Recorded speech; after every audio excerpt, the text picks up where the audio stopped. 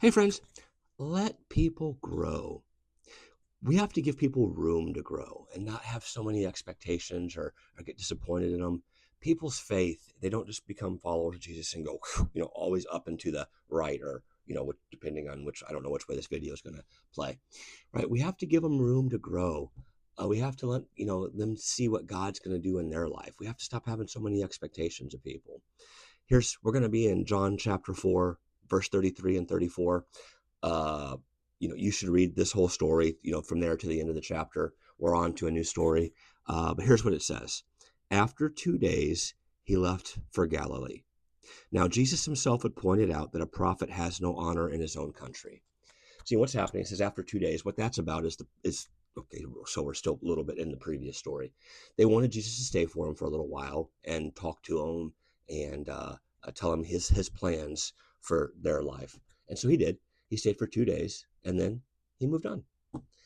He didn't leave anybody to make sure that they were doing church right. He didn't leave any kind of accountability with them. He just came. He explained who he was, what he was about, what their lives could be, and then he left them room to grow. And then the ironic thing is, he went. Jesus himself would point out that a prophet has no honor in his home country.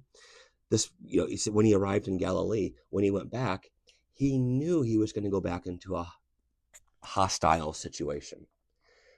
Not only did Jesus give the previous people room to grow, he's going to go into a situation where he knew they weren't going to give that to him. See, and maybe the first, I get it.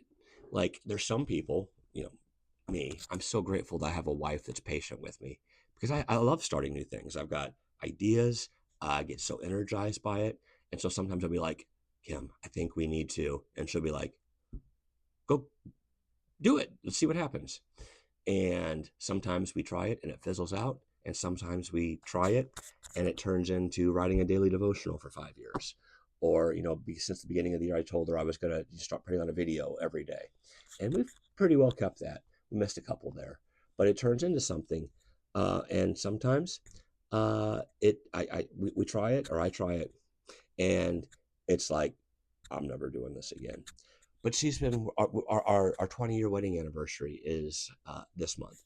And, she's been with me through a lot of, hey, let's go try something.